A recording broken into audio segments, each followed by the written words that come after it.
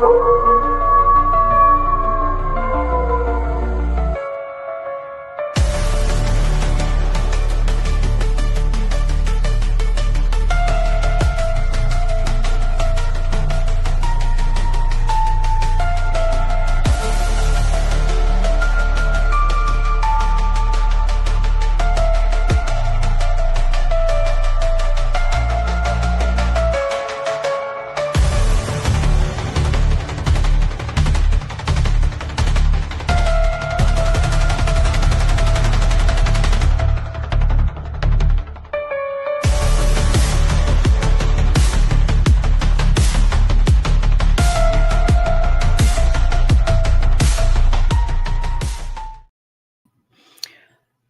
afternoon, everybody. It's the Cryptid Huntress. I'm Jessica Jones. Welcome into a glitch in the Matrix today where things always get a little glitchy.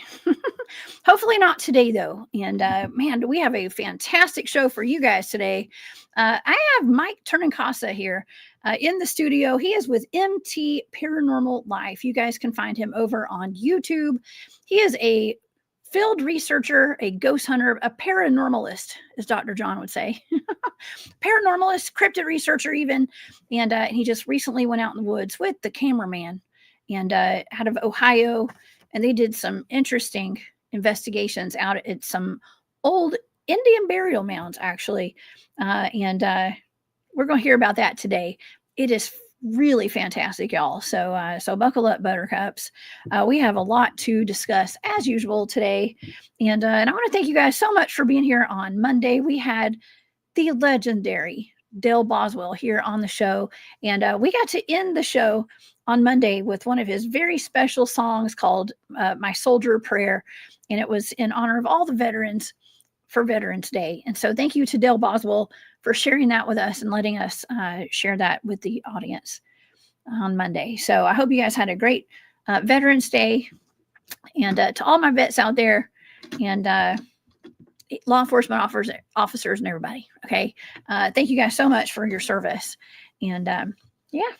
All right. Well, if you guys would like to follow along with all of my shows and check out my social media links and stuff, please go over to my website, thecryptidhuntress.com. And I did just added some jewelry, some new things into my shop, and I have a lot more to add as well. I'm going to be working on that today. But I put my shop on sale. It's called War Woman Goods. It's over on Etsy, and there's some new items in there, and I'm adding some more later today. But thank you guys so much for all your support. And if you want to find some good gifts for Christmas, go over to my shop. I'd appreciate it. Thank you all so much for that. And also the links to my Patreon and my other, all my other links are over there on my website. And I want to give a huge thank you to all of my Patreon members and to my Hunt Club members here on YouTube. Y'all mean the world to me. Okay. Well, let's see. Let's get to our show today. Okay. So today we have Mike Tornicasa joining us to discuss his recent investigation with the Cameraman at a Native American burial mound site and the deep forest of northeastern Ohio, from cryptids to poltergeists, slaps, and war cries. His investigation did not disappoint. We're going to hear all about it in just a minute. Mike investigates some incredible research areas around northeast Ohio, and he's led anywhere the paranormal takes him. He bridges the gap between the living and the dead. You guys can find him over on his YouTube channel. It is called MT Paranormal Life. Please help me welcome to the show, y'all, Mike. What's up, Mike? Hello. Hello, everyone. Hey. Chat. Hey, Mike, thank you for being here. This is our first live show we've gotten to do together. Yeah. What's up? Live shows are always fun. They are. So the audience, you guys know that Mike was here about a month or two ago. It's been a little while. It's been about a month. Yeah, about a month. He came on, and we had a recorded show for you guys because I was out of town and had a bunch of conferences and stuff. So yeah, this is going to be fun. We get audience interaction today, Mike. But what have you been up to? Tell me what you've been doing. I mean, it's pretty much the same thing. I'm usually out filming.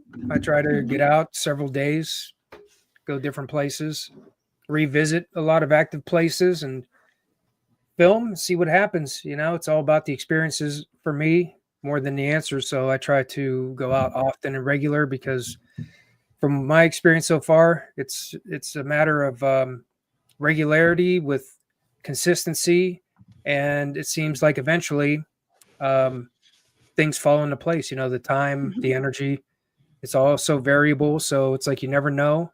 So the best thing to do is keep going, keep going, and keep going. Yeah. Well, you've got some good spots that you guys go to. And I did watch your Halloween special. Okay, you were out in some haunted house, and I thought, man, I am so glad I do not go explore haunted Um, houses the house because on that Owen was Hill. scary. Yeah. Tell me about that. What was up with that? Well, I don't know if you know who T Mac is, T Mac's American Experience, but he's a friend of mine and Jack, the cameraman, and he seems to know quite a bit of people who have places where things have happened. Like that was a friend of his who owned it, and the story behind it was like when he started telling me, I was like, wow. I'm like, how did you come across this? Pretty amazing. But it was a house in I think it's Owen Township in Ohio. It's pretty much still Northeast Ohio, and his friend told them the story, because he T Mac does kind of hiking videos and he investigates, looking into cryptid activity and things. And Mhm. his friend told him the story about the house, and they got possession of it back in 2008, and they were going to renovate the house up and I guess rent it out. And during the renovation process, they kept having really strange poltergeist activity and things happening, and everybody literally was scared, and they left everything at the place and stopped doing the renovations, and they it still sits the way it was from 2008. It hasn't been really touched. They rarely go out to the property anymore. And when T Mac found out this, he was like, hey, you're probably going to like this place. And so I went out and investigated it, and I've had some videos there. The very first video there was very high energy, a lot of things, and it's strange. It's like I was talking about how things change. Like it seems like the energy's high, low. It's been kind of like low there if you compare it to that first experience there. So that's one of the places like that where I just keep going back to when I can, and just to log the changes and what happens. Oh gosh.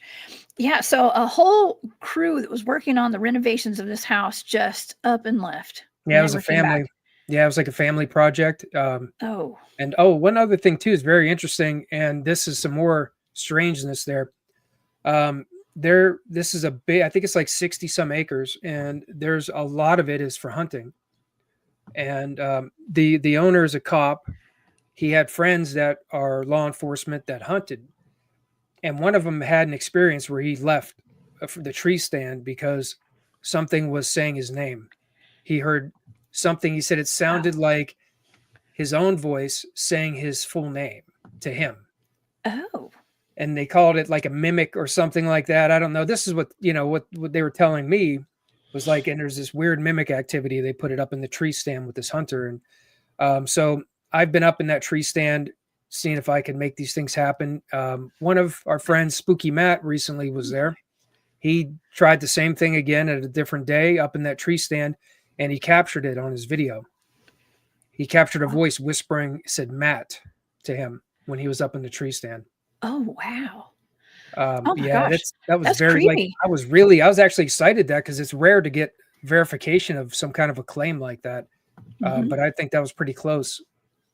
Oh, yeah. You know what? There was one time where I heard my own voice in the woods, but it took me weeks to realize that was my own voice. It Yeah, took me a while that's right. I because it's remember you so talking about that. yeah, it's so confusing when you hear your own voice. Because first of all, have you ever heard your voice? Like, go back and watch one of your videos, and you're like, "Oh, do I really sound like that?" Okay, you know, I used to get that all the time. Now I'm just, it is what it is. I hear my voice a lot now. But when I was a kid, I had well, first of all, I had a traumatic incident where my uncle was on the radio. He was a radio show host, and he called me to do an interview about a tornado that came through my town, and I was the most country bumpkin little country girl you've ever heard in your life on the radio, and I was mortified. Okay, when I heard my voice, I said, "They was hail balls the size of golf balls." I'll never forget that. I was like 8. or 7. And so I always, after that, I started working to like enunciate, not with a country accent and stuff. But anyways, I would I would record myself like I was, a news anchor and stuff, and on my Fisher Price thing, and I'd listen, and I always sounded different than what I thought I sounded. Okay, and so when you hear your own voice, or it's your own voice, I didn't say my name, or it didn't say my name, whatever it was, but it was my voice saying time travel. And it was the more that I kept repeating time travel, exactly how that voice said it. It clicked finally one day. I'm saying it just like that voice because that was my voice. You know what I mean? And Right. it is so weird, and it's very scary actually hearing your own voice. Very scary. I bet. I hate my voice. So whenever like that was something Yeah. like, that's one of the many things that's been a process for me because before I started doing this, I never touched the camera. I hated like recordings, seeing myself in recordings, hearing myself. So once I started doing my own videos, and I edit all my videos, so I hear me talk all the time. And I don't like my own voice. And when I edit, I'm always like critical. I'm always like, man, I talk too much. I'm like, I need to, I need to shut up. I need to shut up more. I talk too much. And then I No. keep doing it. And I'm like, what the hell? Need to Oh, like put yeah. a post-it note on me. No, it's that's wild though. Okay. Having an entire family run out, I'm used to going out in the woods and like we come across abandoned campsites and stuff where people set up a temporary home for the weekend or whatever, and they just run off in the middle of the night. Usually there's Bigfoot footprints around it or something. Something scares these people in the middle of the night where they run off and they never go back for their stuff. And but imagine having it be your own home that you're planning on moving into. That is just absolutely crazy. And so do they have, I mean, if there's a mimic out in the woods, I'm wondering, because the last time you came on the show, to refresh the audience's memory here and mine too, we actually were talking about your cryptid adventures because you cover everything. You're out there doing ghost hunting and paranormal investigations, but you're also out in the woods a lot, out in the woods a lot. And you probably come across some cryptids, Bigfoot, Dogman maybe, and you go out with the cameraman crew and stuff sometimes, and they're Bigfooters as well. And your theory, and I love your theory, is that not everything might be, and I don't think that everything's always Bigfoot out in the woods, but there's a poltergeist aspect to all this, right? Yeah. Yeah. Can you tell the audience? Refresh the audience on that, if you don't mind. Well, I guess it goes back to a book I read, The Forest Poltergeist, W.T. Watson. And he talked about, he did a comparison of reports from like BFRO. And then he showed like famous poltergeisting accounts and things that have been documented. And a lot of it was very similar. And I just started wondering because a lot of these strange things, rocks being thrown, noises, voices, it's like I've never seen what's making these noises. And then the comparison about how, poltergeists can do very similar things, can stack structures in homes. They can leave footprints. They can throw objects around. So it just was kind of like, it started connecting. Like, it almost seems like the same kind of activity, like he was comparing, is happening. And I was experiencing that a lot. And I hadn't seen what was causing these things. So it's almost like, in essence, the same kind of thing people experience in homes of poltergeist activity, but it's happening out in the forest. So without really knowing what's going on, I just started referring to, this activity as poltergeist-like activity because I wasn't able to identify what's causing it. Oh yeah. Yeah, we really don't know. It's really kind of opened me up to the idea that, I tell the audience quite often that we manifest our own reality. So always try to keep your vibrational frequency high, keep your thoughts positive if you can. And because we kind of we bring in the experiences according to like our vibrational frequency, like living in fear, living in love, or being excited about something, or being mad. And man, going out in the woods, and you're wanting to go have a Bigfoot experience, I always say, like, not everything's Bigfoot out there. But we could be like, I don't want to say conjuring. Conjuring's a bad word. Okay. Well, not a bad word, but manifesting. Yeah. Mm-hmm. Manifesting. Coming from myself having PK, I believe I've had PK abilities for most of my life. And I've watched, items levitate off of my bedside table and float in the air and stuff like that. I mean, I think that was me. Okay. I do. I think it was probably me. I'm not so sure. I know I lived in a haunted house, but I think the ingredients were right. Okay. To have stuff like that happen there. But man, we can manifest these things. I mean, even the rocks being thrown and stuff, that could be some kind of PK ability that we have. It may not be Bigfoot out there. Yeah. I always wonder too, even with the animals, like, do you think it's possible, like animals? I mean, I know brains, probably there's a big difference in brain, mass and everything, brain density, but you think enough of, like, a big population of animals could, like, cause, stress factors or emotional things to the environment, which could respond. I've thought of things like that, and everything, the trees, the plants, it's all alive. So, it's like affecting the environment, affecting the energy. Man, I tell you what, this is the kind of outside the box thinking I like. Okay. Because it's stuff that I don't hear a lot of people talking about this. Okay. And for you to bring that up, I think it's amazing. Okay. And I don't know. It's just something to put out there. Okay. I think that could be. And I wanted to take 1 second to say thank you to Kent Baxter. Thank you for that super sticker, Kent. Kent says, he says, "Hi, Jessica and Mike. Wani Koraha. Wani Koraha. Heard a Bigfoot say that on a video a lady caught. Sounds like the samurai chatter. Anyone seen this? I have not seen that, but I have definitely heard some samurai chatter. So thank you, Kent. You're awesome, and I appreciate you. And also, I just saw this too. Colleen Gorman, thank you so much for becoming a member of the Hunt Club too. Thank you for your support, and I hope you enjoy those videos. I'll be putting some more up soon, okay? And so thank you all so much for all the support. But no, Kent, I have not seen that video, but I will go looking for it. Send me a link to it if you got it, okay? And we'll check that out. Okay. Yeah. Have you ever heard any samurai chatter, Mike? I've heard of it. Yeah. I've heard so many different kinds of weird vocals and things that sound like disembodied voices. Again, it's like more of the thing where I try not to say what it is for sure, but sometimes some things sound more like voices than some kind of foreign language or chatter. So sometimes I can say something's a disembodied voice because you can hear something being said. Not always in the same language, like I was talking to you about with EVPs and things that can come through in foreign languages. But I've heard some, I mean, there could have been some things I heard that seem to match what people say about samurai chatter.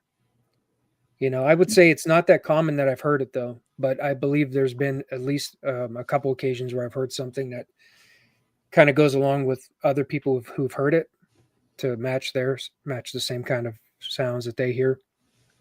Oh yeah. But there's so many things. It's just like, that's why it's always so interesting for me, because it's like you never know what the heck's going to happen. Especially in certain areas where you go, you never know what you're going to hear or what's going to happen. And that was like, what kind of happened when we were just at the area claim 2 with those mounds. Some of the things that happened that are different. We had even more different experiences this last time. So it's like, it's always interesting to hear those things and to experience those things. It is. We have a question in the chat from Andrew. He says, "What the bleep is samurai chatter?" I sometimes forget that not everybody knows exactly what I'm talking about, and that's okay, because I live in my own world sometimes. And samurai chatter, y'all, for the audience, I'm so sorry for not explaining this, y'all. Samurai chatter it sounds like archaic Japanese language that the Bigfoots communicate with sometimes. And a perfect example is from the Sierra Sounds recordings from Ron Moorhead back, I think it was the 1970s, if I'm not mistaken, up in the Sierra Mountains in Northern California, I believe. If you go look them up online, you can find them on YouTube, you can hear them. Also, I think a CD comes with his book. I think it's called Voices in the Wilderness, if I'm not mistaken. And you can get your own CD full of samurai chatter, y'all. And it's really creepy. Playing it in your car at night, driving down a dark road. I highly recommend it. It's fun. But anyways, yeah. So that's what samurai chatter is. It's just one of the different dialects and languages that it sounds like the Bigfoots are speaking. That's all. So there you go, Andrew. I hope I answered your question. But okay, Mike, you guys, okay, so the last time you came on the show, you talked about some of the same area that you guys had researched that we're going to talk about some today. You guys were in an area where there's some what we call Indian burial mounds, right? Right. Yeah. The area we were in is in Northeast Ohio here in Portage County. Back in like the 1920s, they had unearthed on accident when they were excavating one of the mounds. And they were able to analyze the remains in two of the tombs because they were rock tombs. And they dated that to the 300 BC to 600 AD range in the Hopo culture based on how everything was buried. And this area of land sits on a big freshwater lake. So, it makes sense that would be an area where, civilization or culture would probably thrive for everything on the land, a lot of hunting, a lot of fresh water. And they they went through an ordeal where they made an exhibit out of this mound, out of the remains for the two people. They had some vandalism problems and they ended up reburying the bodies and realized it was a mistake to do that. So they say there's unrest there. I've been exploring and investigating this particular area where that mound is quite a bit. But the the department, I think it was a group from the university at Kent State, wanted to verify the remains were in the same location when they reburied them. And this was like towards the late 1990s. So they re-verified that the remains were still where they were documented in the mound. And then they examined a lot of the land looking for more mounds because they figured there's probably more burials like that because there probably was a bigger group that lived around the area. And they used some equipment and they found many areas across the land where there were other burials. And at an area we were at recently, we really noticed and we're pretty confident that we hit like a group of them. And when we were in that area, particularly just the other day doing this video, that's where we heard what sounded like a war cry sound that I heard that was audible that I picked up, and some strange like phantom sounds that I call them. They sound like just knocks and slaps on the ground, and they were like literally right next to us. And I think in the clip from the video you saw, you can hear them. It sounds like somebody slapping the ground right next to me. Yeah, it does. It actually, it sounded very well. It kind of sounded like what Bigfoot's, what I would consider potential Bigfoot activity is out in the field that we have. I was listening. Okay, so the video that he's referring to the audience, it hasn't been released yet, y'all. Okay, but you're going to be releasing it here in the next few days, this week, right? Saturday. Okay, yeah. So Saturday, you guys can watch this on Saturday. But there was a lot of trees. I mean, by the way, it was snowing out there. Gosh, it's been snowing up there. Yep. That's wild. It just got cold here about 3 days ago, finally, down in Georgia. And I wish it would go away. I don't know. It's fun. I like it being cold, but we went from summer to winter. Where did fall go, y'all? I don't know. But anyways, I miss my beautiful trees in the fall. Okay. So, but anyways, lots of branches and twigs snapping and things like that. But you had a slap on the ground, like stuff that I would think that a Bigfoot would do. But here we can kind of circle back around to that poltergeist activity as well, and the Native American aspect there of maybe there's spirits on that land as well, right? Yeah. I would say most likely the area is key to the activity and the history that was on the land, the history of the the people that live there. I think that might be a stronger connection with the residual or even intelligent spirit activity, is probably pretty high there.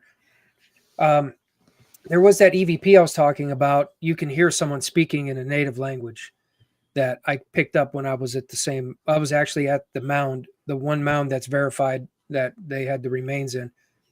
And that was one of the like most clear and interesting EVPs I've ever caught, because you can clearly hear a man speaking in a native language.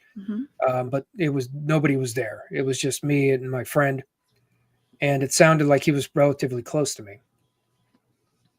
So I've already kind of known that this area, there's some kind of connection, some kind of spiritual connection and spirit activity based on the previous culture there. Oh my gosh.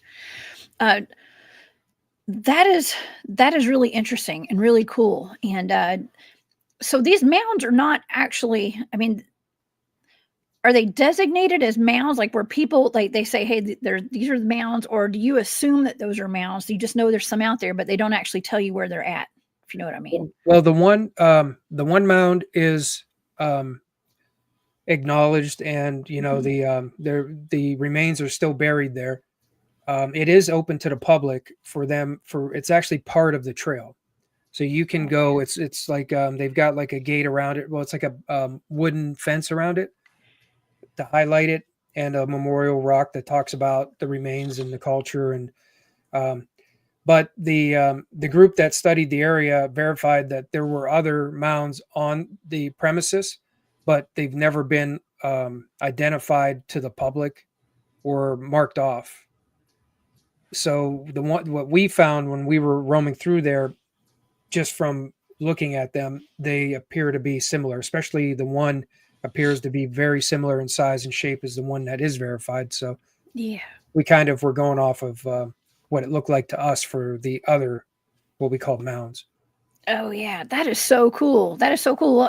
My good friend William Nighthawk, who just came on the show last week, I've had some conversations with him. He actually have consulted with him at times. He is a Lakota medicine man, and I've consulted with him when I went to an investigation for the Skinwalker Cave up in Tennessee. I didn't know how to protect myself against those, to be quite honest with you, exactly. And so I sought his advice on that. And but he's given me some pretty sound and solid advice on a lot of stuff. And he has told me before. He may be in the chat today. I don't know. I haven't scrolled down too far today, but he says that we get a lot of cryptid reports around some of these burial mounds, these earthen mounds, the burial mounds. He said because that sacred land, and the land has either been cursed or blessed, depending upon how you look at it. And basically, the Bigfoots, the Dogmen, have been put there, let's just say put there, to protect that land at all costs. And so you're going to have a lot of cryptid activity at places like that.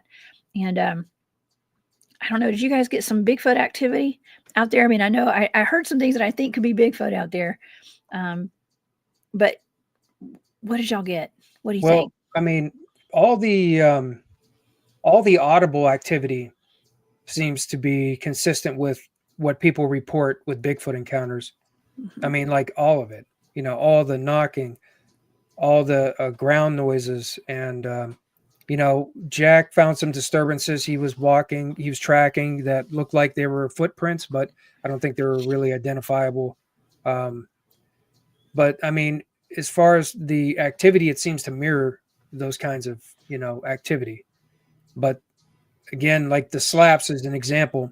Like that happened within a second, and literally probably maybe 3 feet next to me. Nothing was there.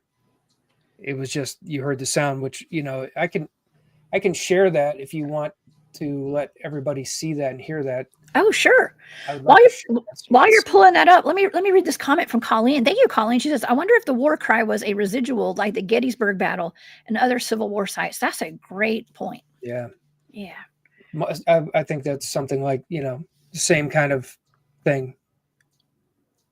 Yeah. And we have a very international audience today, too. Thank you, Craig, for being here in the UK. And I appreciate you being here. I love our audience. We have the best live chat on the internet. I'm sorry. I'm so partial. It's ridiculous. All right.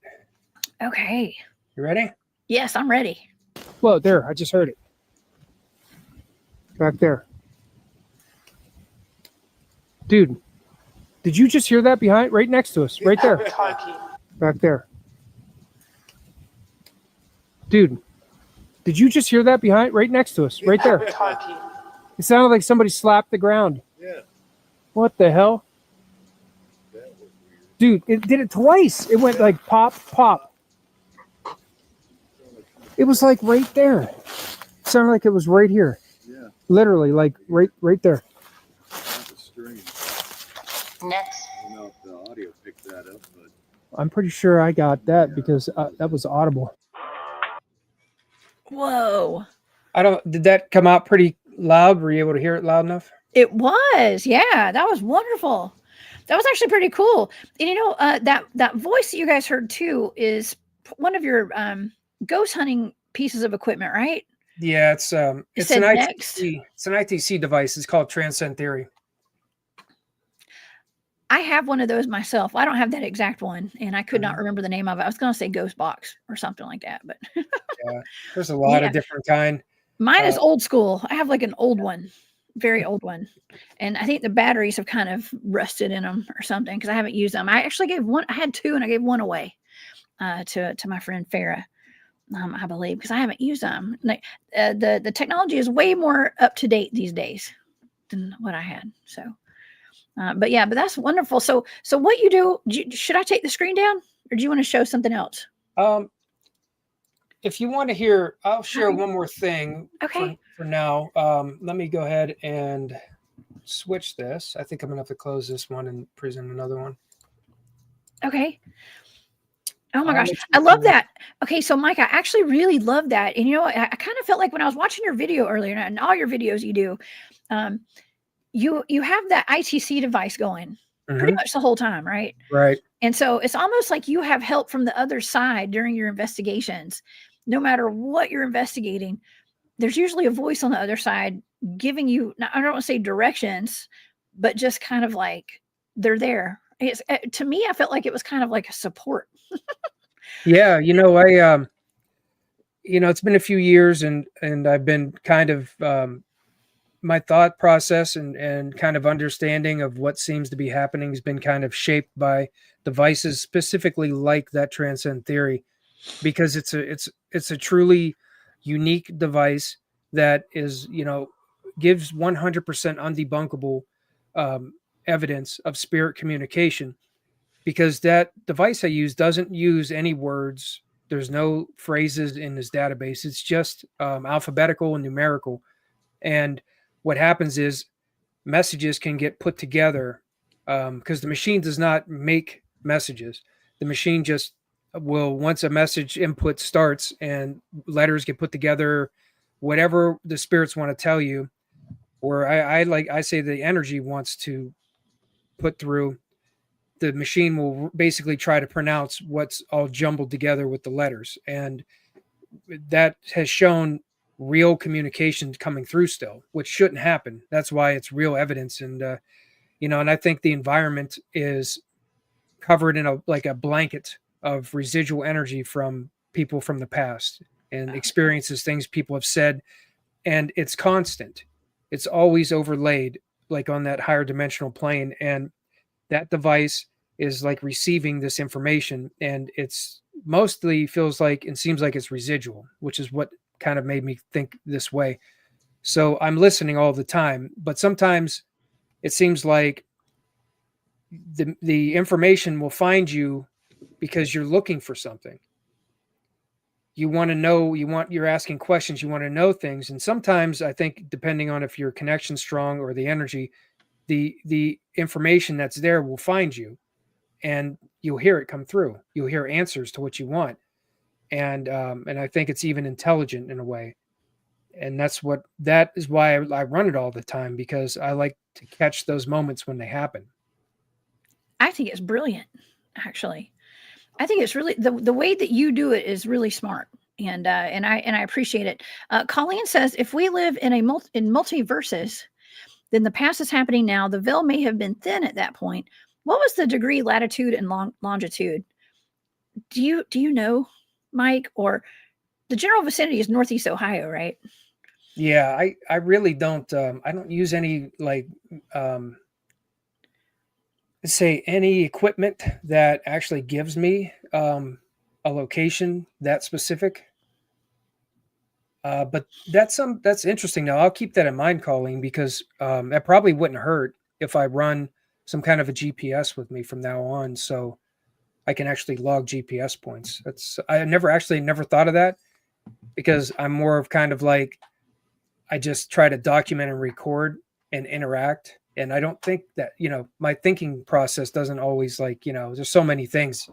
I don't think of everything, but that's actually, I'm going to keep that in mind because I might start keeping an app open with the GPS coordinates so I can try to log that. That's a great idea. And I was just talking about William. He was probably in the chat the whole time. And I was talking about you, William, in a good way, though. And he says, hello, Jessica, C. Duke, Steve, everybody. Remember what I said about burial mounds, Jessica? Curses are on some from my kind. Yes, William. That's what I was just saying a while ago. So thank you so much for being here, William. I appreciate you. Okay, let me pull the screen up. Sure. Here we go. There we go. Okay. All right. There's a little bit of leaf crunching on this because this was fall time again. This is you're going to see this is from the other mound, the one that is logged there, the one that they got the remains from the burial mound. Oh, wow. And I recorded this EVP. Guess we'll go back up and see what we missed. All right.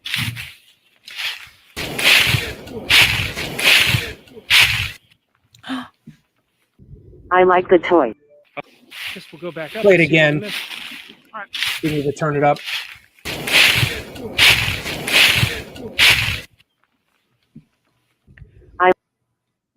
Wow. I heard that. Yes, it sounds like Hey Tutoka. Uh-huh. And my mentor Ramona, she Bear Claw elder medicine woman. She I gave her that clip long time ago, years ago, and I asked her because she speaks 9 different native languages, and I asked her if she ever heard something like this, if she could help me understand. And it's funny when you talked about your friend Lakota. William, yes. Yeah, Lakota, he's medicine man. He's in the medicine chat. man Lakota. Well, Ramona told me Ramona's Blackfoot Mountain Indian tribe elder. She said that she believed that was Lakota, maybe in origin, or some of it is Lakota. And she said it sounds similar to what would mean like calling your granddaughter, saying granddaughter. The Hey Tutoka, maybe saying like calling her. She said it sounded like somebody calling their granddaughter in Lakota. Gosh. So that was kind of interesting. Maybe your friend might even have some information about that.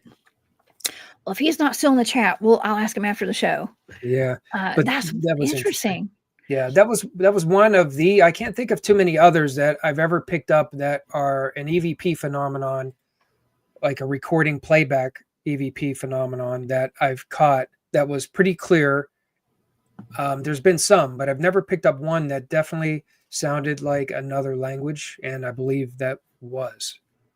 So that was very unique and one of a kind for me and the evidence I've captured. Oh, that's wonderful. Colleen says, I was just asking, and this was about the latitude and longitude comment earlier, because re-indigenizing minds has its ancient Chinook global mapping project, which shows things like spiritual ley lines. Oh, okay. And wow, that's really cool. Yeah, ley lines do play a role in a lot of this. A lot of the activity that we have, even with the cryptid activity.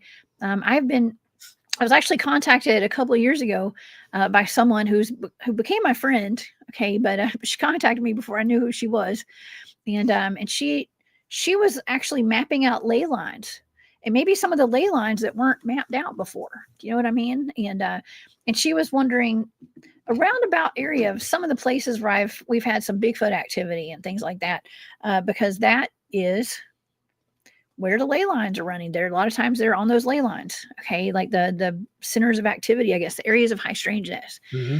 And it, I don't know if she was like wanting to know if it lined up with her maps or what, but it was interesting, and I think she might be a government contractor of some sort, actually. So, makes you wonder. Makes you wonder if our government's interested in that kind of stuff, right? Makes you wonder. Okay, so that's really amazing. That's a wonderful capture that you got on that EVP.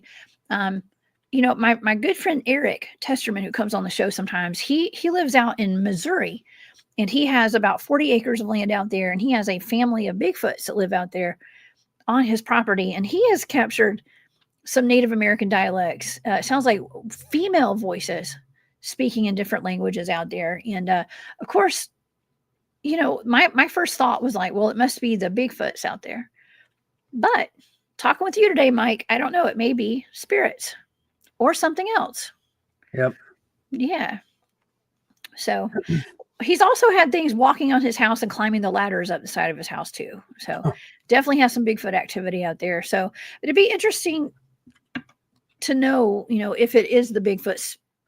I mean, I don't know. It's either Bigfoots or spirits out there. So probably consistency. That's like the reasons why, like the cameraman and myself, why we do, continually and often, like every other day or more, we're always out and we're filming because we're hoping to, for everything to align right and actually capture more evidence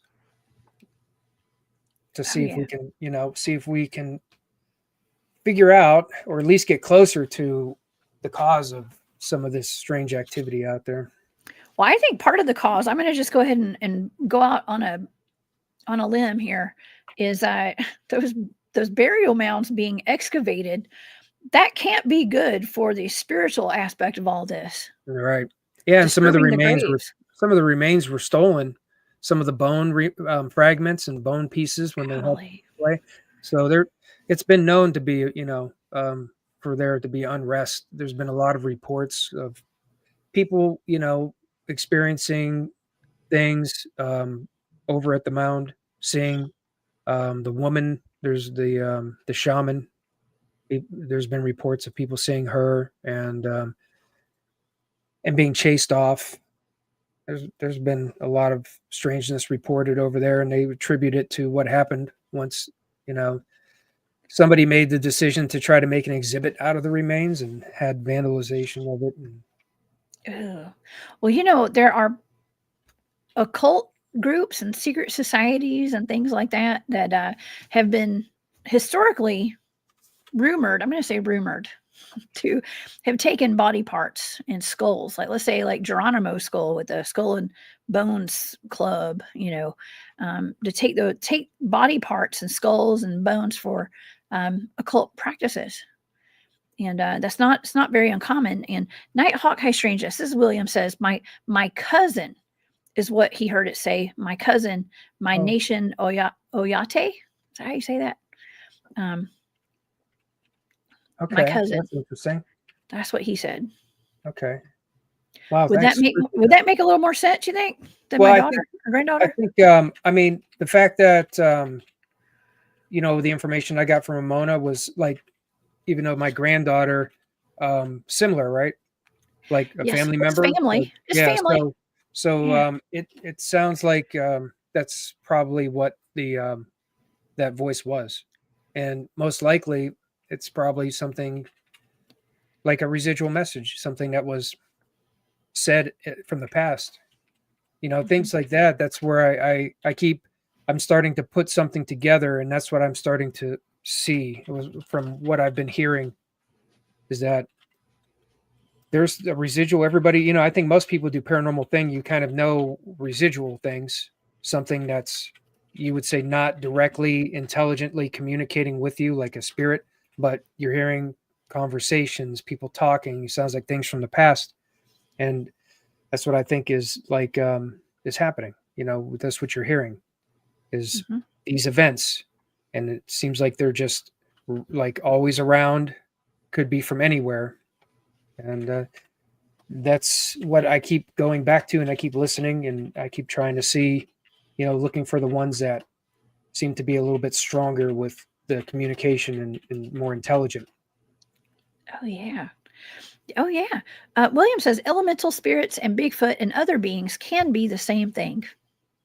So that's fantastic. I was just thinking as you were saying that, my friend Barry he comes on the show quite often. We were talking about Civil War ghosts last week and in the battlefields. And Colleen had mentioned Gettysburg earlier. And I have been to battlefields here in Georgia, like the Pickett's Mill battlefield. I've told the story on the show before about how I was leaving the park one night where on the battlefield on a Halloween storytelling haunted woods thing. I don't even know what they called it, but it was some kind of haunted woods thing where this lady was telling stories and taking us on a tour where there were a lot of men and stuff that were dressed up like the soldiers, like the ghosts, like they were zombie Civil War soldiers, basically. Mm-hmm. But it was fun. It was like a fun event. I took my son. It was actually for bigger kids. My son was really small, but come on, I'm his mom, so he was used to it. All the weird stuff out in the woods already. But as we were leaving this thing late at night, we were the last group to go, and we started hearing the cannons firing on the battlefield, and the ground was shaking and everything. Like it was like a vibrational blast, and it happened at least 3 times as we were leaving. And my son and I heard it, but nobody else was responding to it at all. It was the weirdest thing it was so weird. And so we got in the car and I was like, well, that's just weird. Why? Surely they're not firing cannons this late at night out here. There's like neighborhoods around here. And it turns out they were not firing cannons. It was phantom cannon fire.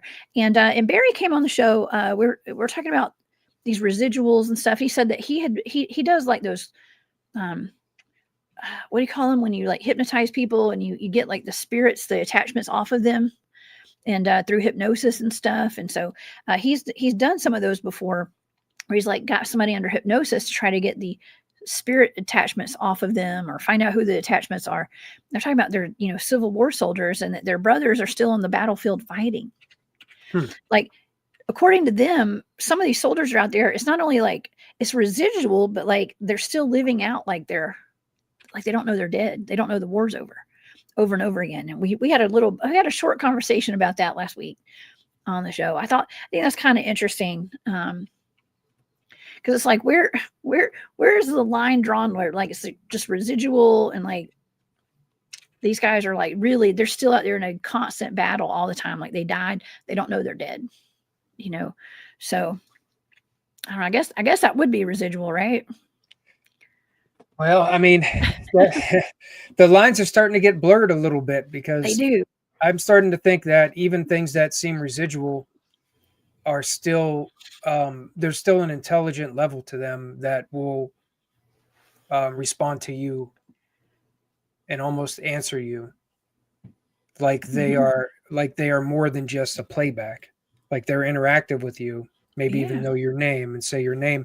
And I'm starting to think that that's, I'm doing, I keep doing more and more to try to see if anything can actually help me with that way. But I would say that is, that's something to consider, is that even something residual can still seem to be intelligent to a point where, it could identify you and acknowledge you, but it might not be, might not be the soul spirit that once was that person. Oh yeah. Yeah. There's another case that I'm thinking about in North Carolina. There was a gentleman, this was a couple of years ago, but it just made the news recently.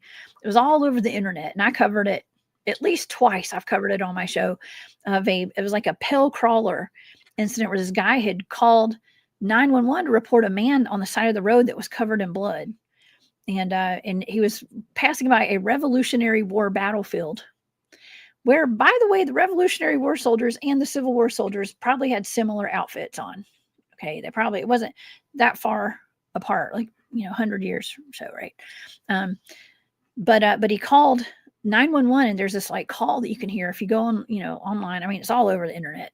But as he's reporting this man whose head is bleeding, it obviously seemed to be a soldier, like a residual haunt or something on the side of the road. But he said it looked like a real person. And I was thinking, some people were kind of theorizing he saw this right before something jumped in the bed of his truck. And it scared him so bad he started screaming, "It's not human! It's not human!" He slammed on his accelerator, slammed on his brakes, and the thing went toppling over the hood of his truck and landed in the road. And I think it was a pell crawler. Okay, Wow. and it got up and it ran into the woods right there at that battlefield. However, some people were theorizing that that soldier that he saw to begin with was maybe it was there to warn him. Like warn him about, like, I don't know, or maybe it's just the area of high strangeness. You know just as well as anybody, if you're going to have ghosts, you're probably going to have cryptids out there too, right? So, but it's an interesting case. So, I like to think that soldier was warning him, get out of here. So, we were talking about how, and it reminded me too in that video that I just did there about the portal. And I did a flashback back to the portal that we filmed at Cuyahoga Forest. And upon watching that again, I totally forgot about that growl that I heard. oh, I don't know if you heard that. was it on the portal video or the one you sent me today? Yeah, well, see, there's like in the when we were there filming, when Jack first captured that portal on the thermal, I was cleansing in that little like stream because things were getting a little crazy that night. I wanted to be safe, and I was doing a little cleansing in the water. And when I started to take off my boots to get in my bare feet, I captured a growl, and I forgot about it. And and I have to let you hear it if you want to hear it, because it was yeah. You have it now? Yeah, I could share it with Yes. you. Let's hear the growl. It was I love that. wicked. It was wicked, and I forgot all about it. I was like, "Oh, that's right." I really can appreciate you saying that you needed to cleanse. Like, it's not just like getting your body clean; it's like getting your aura clean and your energy and everything. And I think that's important. Right, Important. and like That's good. always vocalizing your intent, always vocalizing your firmness to make sure nothing can harm you.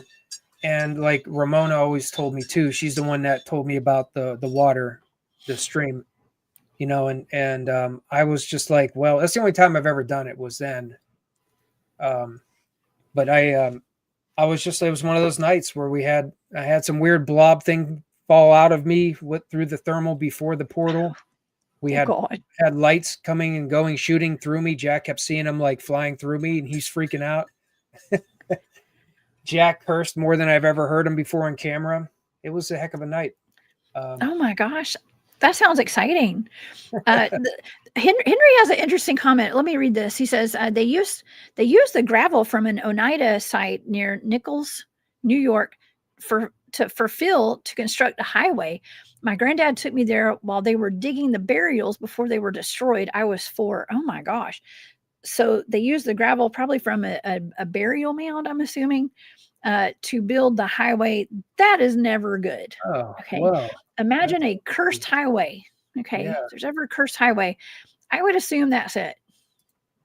Okay. So, I was watching something the other day, like there's some kind of site, I think it may be in North Georgia, maybe.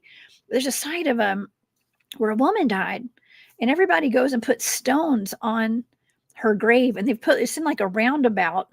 I know somebody in the chat will know what I'm talking about. I don't know what I'm talking about. But it was a woman's grave. And I don't know if she took her own life or she died tragically. Okay. I don't know the whole story behind it, but people go and put stones. And so it's just this like roundabout with a grave in the middle of it. And it's just this big hill, like a big stack of all these stones, gravel, pebbles. And if you touch one of them, you take it, it'll curse you. Okay. But you can leave something there, but just don't take anything. All right. So let's see. Oh, is this the growl? Yeah, this is the growl plus the clip from the portal from that night. I kind of went into this flashback because during the video, I got a message that said portal through the transcend theory. So I started talking about this event, and then I did a flashback, and you'll hear what I'm talking about. You could see the freak out.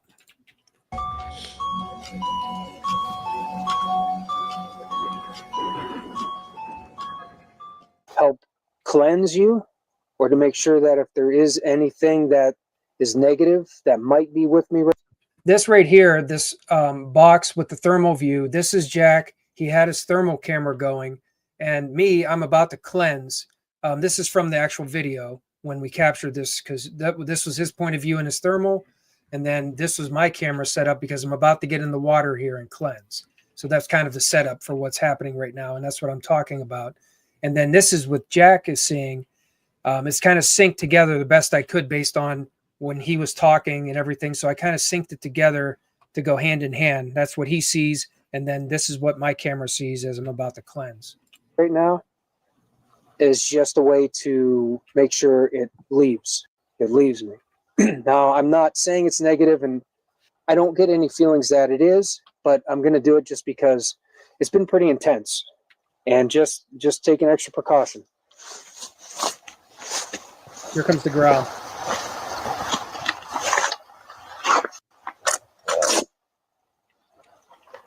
Did you hear that? There's like a hole, Dude, right here. Jack. Yeah? I just heard like a growl. Like a grrr. MT, Yeah. there was a fucking portal above you. There was a fucking portal and it shut off this. MT, look. There was a fucking portal in the fucking trees, dude. What did it shut off? It fucking, a black hole went. Really? Above you, went down. I was looking at it and pointing at it because I thought maybe it was the fucking moon or something. Oh my God, dude, it went and shut off my fucking thing. Oh my God, I had it on fucking recording, dude. It was a fucking portal. Guys, girls, listen to me. I swear to you. If I have the footage, I just got a portal in the trees, and I pointed up at it because I thought it was just something right above here. Okay.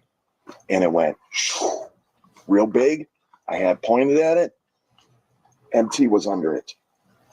Okay. Whoa. I can appreciate how you cut out all the cuss words.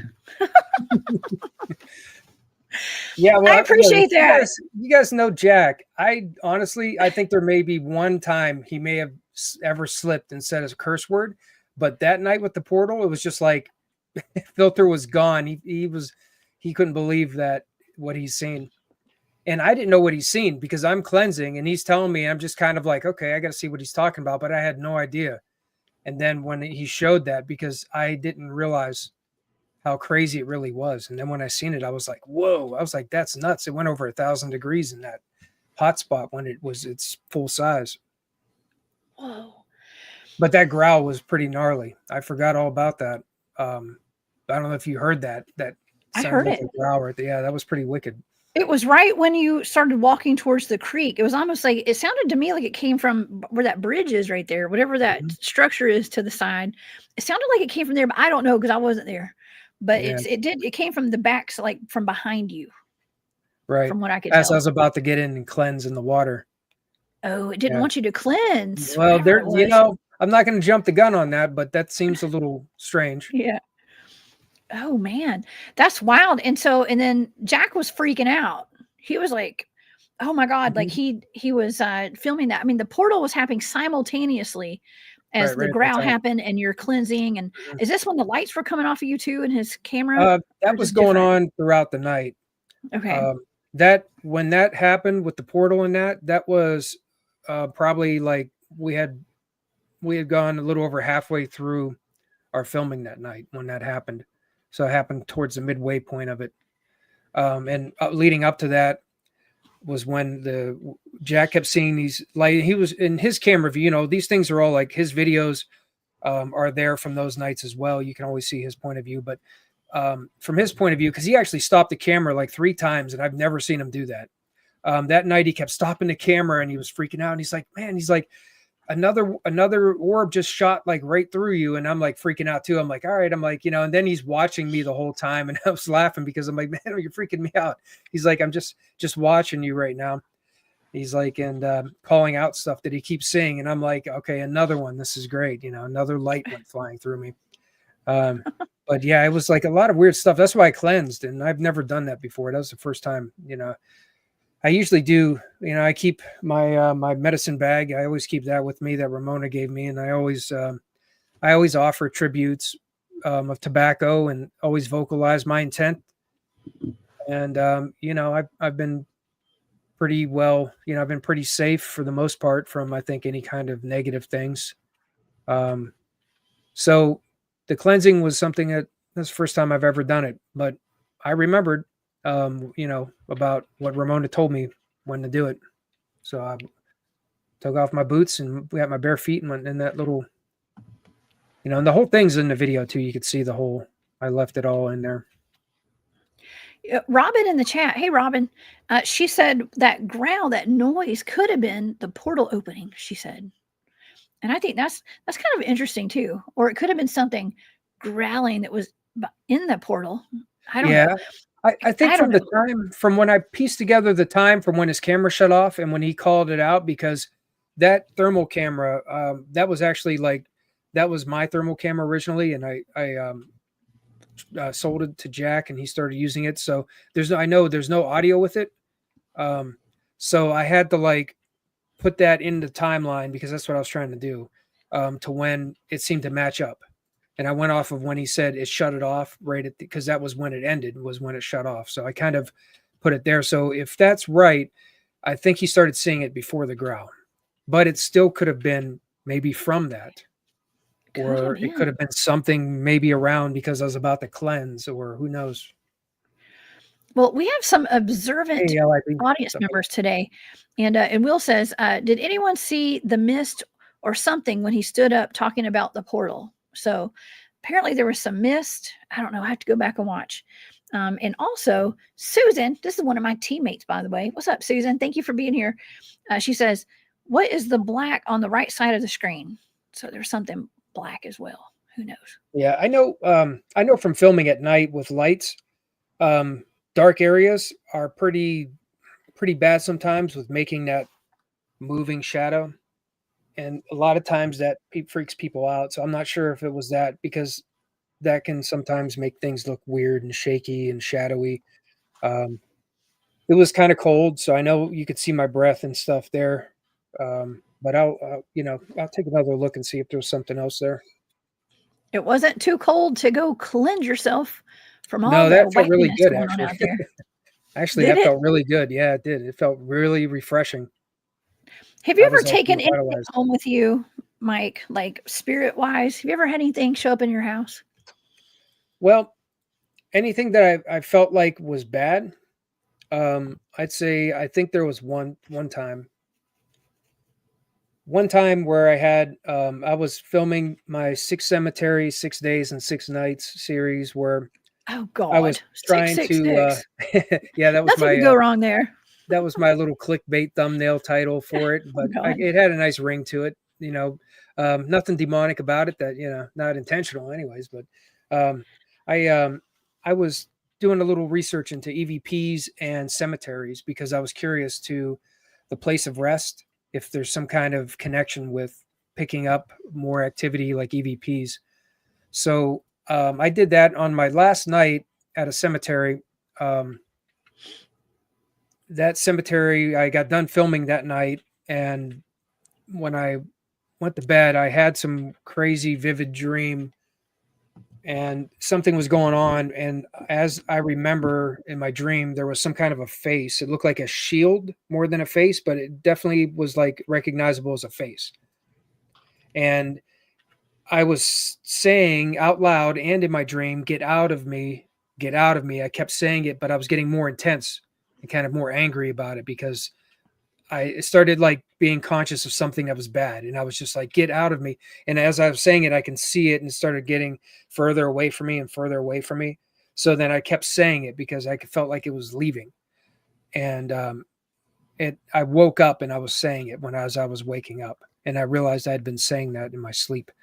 Oh. And I think that was something that was more than just a dream. I think there may have been something with me that wasn't very good. It was a pretty negative feeling. Now I think there might be protectors or guardians that are with you. And I think that takes the play. That could, I consider that some form of an attachment, maybe a spirit of somebody, or maybe more than that. And I think, and I'm pretty sure there's been more people, more than one person that's told me that there is someone that's with me. But it's never been anything that I've ever worried about. But I started getting recognition from them being with me from time to time through strange EVP anomalies that came up when I talked about that person, to them acknowledging they're there by saying their name. So I think people have that, maybe not necessarily everybody, but I think most people probably do, and you probably don't know it. Oh my gosh. You know what? One thing that really freaks me out are watching those videos of people who drive Teslas. Have you seen this, where they drive the Teslas and they have like, yes, they have the bodies walking around their cars in the middle of the woods and at cemeteries. Golly, what is that called? Kinetic, some kind of kinetic lidar, I guess. Yeah. Like, okay. Yeah. iPhones from the iPhone 15 up, they have lidar. Actually, the technology's in the phone, and you can use there's a couple apps that work like an SLS camera that will use the lidar in the iPhones and actually give you like that kind of a view, like you're talking about, like the Teslas. Yeah. And that's really cool. I'd rather not know. I was telling them to get it and use it. I don't know. We actually, so we had the Kinetic app at that Skinwalker cave up in Tennessee, and we were getting so much weird energy out of that cave that we were investigating. We set up my REM pod. I have a REM pod. Okay, I used to have a REM pod. I gave it to my friend that lived there at that cave because she needed it more than I did. But we had a camera set up, and we had that Kinetic lidar app, some kind of app. You can get it on your phone. I mean, anybody can put it on your phone. Do I recommend everybody do it? No. Okay. You might regret it, y'all. Okay. Especially if you're in your house. All right. Just don't do it. I don't recommend it. But we had that camera set up at that cave entrance, and we were sitting right outside the cave. We had a fire going. We had done a campfire and had our chairs sitting out. And we were camped out down the way from it, but we were sitting there watching the camera, and all of a sudden this giant stick figure, like it had horns on its head. Oh, wow. Came crawling out of the side of this cave with two little ones, like two little children or two little stick figures. Pretty sweet. And they were climbing together. We have this all on video. And one of the little stick figures started doing twirls around the antenna on my REM pod and stuff.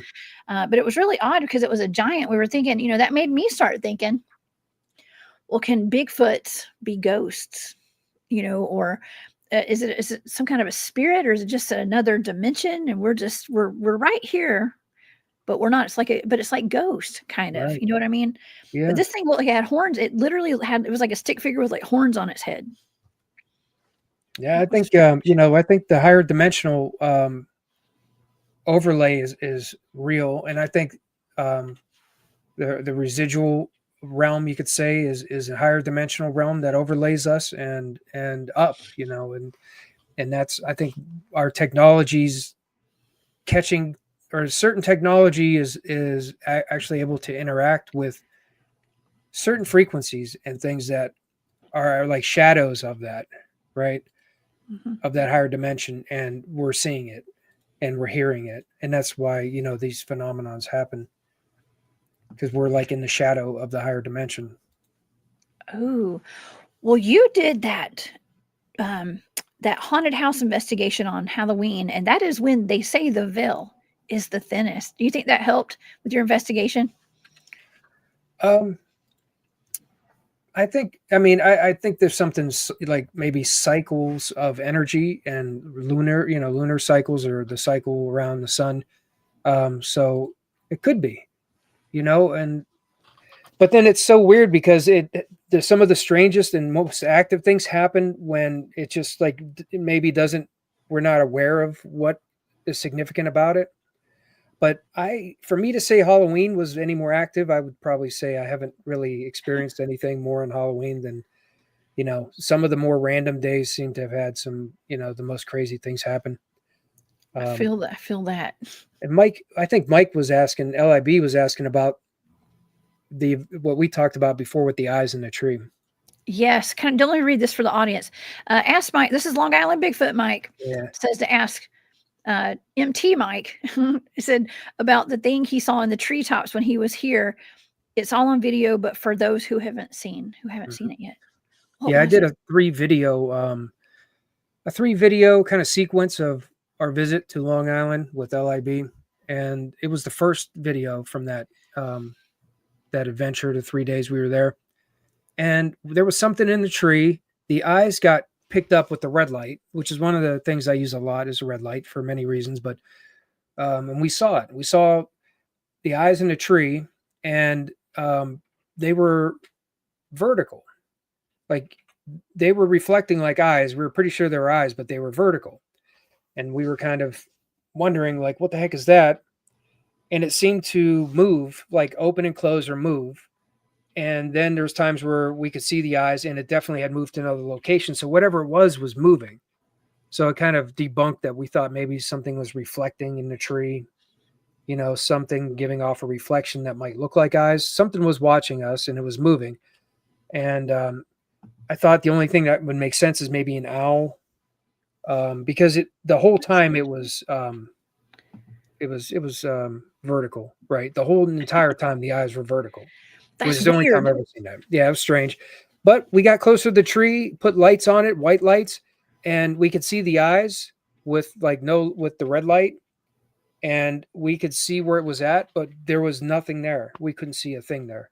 Every angle we got at, white light, right where that spot was, we couldn't see anything. It was like it was invisible, like there was nothing there. And then you turn the red light on and you could see it again in the same spot with the eyes. And then you put the white light on and you could see the branches and the sticks, and there was nothing there. It was just so strange. Oh my God, that's weird. Yeah. So weird. I wonder what that was. Yeah, I don't know. Beth is asking, anyone ever sleep with them by your bed, that EVP thing? I don't know. I don't recommend anybody do that kind of stuff in your house. I'm just saying, y'all do what you want, but I'm saying probably don't want to. Okay. Yeah, I disconnect. I disconnect, and then I say goodbye, disconnect, don't interact. And when I get home, especially, you know, I'd shut off. I keep it out. I keep myself disconnected unless I'm trying to connect. Talk about portals. I mean, I would think that would kind of open up a portal in your home for anything to walk through and to come talk to you and all that. You really don't want that. Okay. And some of y'all might, but I don't. Okay. I don't at all. I have another question for you today. What do you think about those northern lights? Did you get to go see the northern lights last night? I didn't get to see them. I didn't either. Yeah. I didn't either, but I've seen some people in the chat talking about those northern lights today. And here's my thing about these lights. I mean, there have been the most beautiful, brilliant pictures of these pink and green lights. But I hate, you know what? I'm going to show, this is the map for tonight, y'all, in case anybody wants to go out and look at the northern lights. We should be able to see them in Georgia. Okay. I am in that green section right there. And Mike, you're in the purple section. You should be able to see them pretty good tonight. Yeah. I think I'm going to have to check it out. We'll have to check these out tonight. But some of what I was kind of reading about today was that it's not some kind of natural event. It's HARP. Okay. What? I heard it's HARP, you know, like weather manipulation and things like that. I don't know. Maybe they're turning that kind of, I don't know what it is. I am not a meteorologist. Okay. But I just watch patterns like William Nighthawk. We were talking last week about how we got to watch for patterns and stuff. And I think it's great though. But is it natural? I don't know. What do you think? Do you think it's natural, Mike? Well, I'm going to get out, I think. I think I found my reason to get out tonight. Oh yeah, more filming and see if there's anything strange that goes on. See if there's anything going on, any weird activity or energy. Oh gosh, Henry says that it's 3-eye Atlas. Probably is it 3-eye Atlas? Is it coming into our atmosphere, y'all? I don't know. I try not to even acknowledge that. I'm like, if something happens, then it's gonna happen. I like people talk about it, and I just like sit there and go blah blah blah blah blah. I'm like, I guess we'll see what happens. Yeah. Oh my gosh. Yeah. I didn't even know they were going on until I started getting some messages from one of my Bigfoot groups. We all have a group chat, and Susan's in that. Okay. But we, some of the guys were sending us pictures from like Tennessee and up in North Georgia and stuff. So I got to see it through them. We live vicariously through each other. Okay. But Long Island Bigfoot, Mike says, use psionics to view it. Yeah, that's a good way to go out and watch them. I wonder what the cryptids think about that. Okay, about those strange lights in the sky, and I wonder if it has any kind of, if it makes any difference for the cryptids and the paranormal activity out there when we have stuff like the Northern Lights going on. I don't know. What do you think, Mike?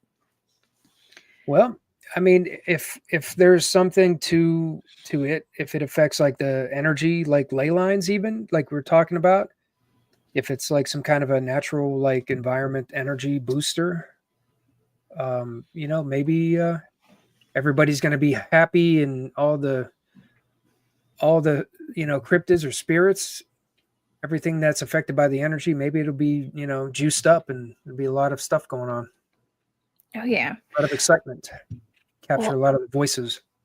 Ooh, we like the excitement of it for sure. And Leah says we got hit by an X-class flare, and they are upgrading our DNA according to news on the Psychic Street. I like news from the Psychic Street, Leah. Thank you. So yeah, so we get the information from every angle here in the chat and stuff, and I love that too. And if that is the case, and there are these X-class solar flares and things that are coming through, and it is upgrading people's DNAs and their psychic abilities, that would affect the cryptids too. It would affect everybody.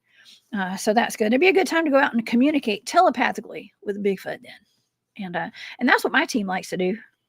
Okay, so we all have our different angles. Okay, Mike. Mm-hmm. My team, we'd like to go out and try to communicate with some of these creatures out there.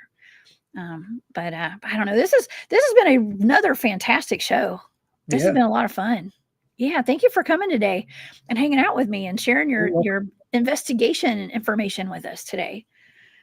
Yeah, you're gonna have to talk to me sometime about remote viewing. I'm really interested in a lot about that too. Oh yeah. Well, thank you. Mm-hmm. Yeah, I love remote viewing. I have a whole team. Susan, who's in the chat, is trained as well. We trained together over a course of many years, in different modes of remote viewing. And I think that's, I want to say it's the future of research when it comes to, I mean, it's for us, we've been doing it for a long time, but I think that if we had more, first of all, psychic humans, psychically switched on, because we're all psychic, but psychically switched on humans, this would be a much, much different world that we live in. And so if I can do my little part to throw a pebble in the pond and put ripples out, then I'm doing it.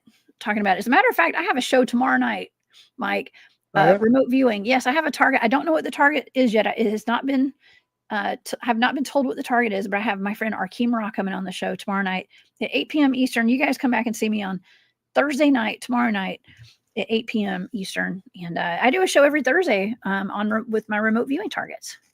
Yeah. So yeah, I think it's a good tool in your tool belt, Mike. If you ever wanted to learn remote viewing, I think it helps out in the field for sure. Oh, I'll pick at your thoughts, and I'll think about that. It couldn't hurt. It doesn't hurt. Listen, if anything, it gets you more in tune with the environment when you're more psychically switched on with, the animals. It's not just Bigfoot, it's all the animals, all the energetics out there. It makes a whole world of difference. It does. So, oh my gosh, Mike, can you tell everybody where they can find you? Anything you want to promote today? Anything you got? Go for it. All right. MT Paranormal Life on YouTube. That's where I post all my videos. I do have some Instagram following. I post some shorts there. And if you want to join the Facebook group, you can go to MT Paranormal Life on Facebook and just request to join. And most likely it'll get approved. And most likely. About the extent. Yeah. Most likely if you're a good boy and a good girl. Okay. Yeah, there's some spam. There's some spam. A small percent of spam comes through, but that's why I just review them first. But as long as you're not spam. That. Not spam. Don't be spam, y'all. Go join. Okay. And I just put YouTube on here on the banner, but it's Instagram and Facebook. and YouTube as well. And I can't wait to see, well, I've already seen it. Okay. But I can't wait for your video to come out on Saturday. Restless Souls. Is that it? Is that what you called it? Season of Restless Souls. Okay. Season of Restless Souls. Y'all be on the lookout for that over on MT Paranormal Life on YouTube. Please go subscribe, y'all, right now. Go do it. Okay. And we have been my wonderful moderators. I have the best moderators. They've been putting your links in the chat today. Yeah, so making it easy for everybody. Yeah. So Mike, thank you so much for joining me. Please come back and hang out with me again. This was fun. We'll do it again. Okay. Do you enjoy the live show as much as I did? Oh yeah. It's been a while since I've done a podcast live on my YouTube channel, but I always enjoy it. Enjoy chat. Enjoy talking. Wonderful. Well, I enjoyed it too. I enjoyed it very much. And thank you, C. Duke. Show content is for entertainment purposes only. Yes. Yes, it is for entertainment purposes only, y'all. Okay. It's never a complete show without us saying that at least once. And but yeah, this was great information, thinking outside the box. And I learned something, as I always do, Mike. Thank you so much. And you guys, please come back and see me tomorrow night, 8 p.m. Eastern. I will be here with Arkeem Ra, and he has a friend that's coming on. I don't know. It might be a show about time travelers. I'm not exactly sure what's going on tomorrow, but we're going to find out. I will be posting that show either tonight or in the morning. And so please come back and see me then. And then, of course, we do have On the Hunt this Saturday night as well. So y'all, please stay safe out there. And please be safe. And keep your head on a swivel, but don't live in fear. All right. And I will see you guys on the next show. All right, Mike. You stay safe out there too. Okay. And we'll see you next time. All right. Bye, y'all.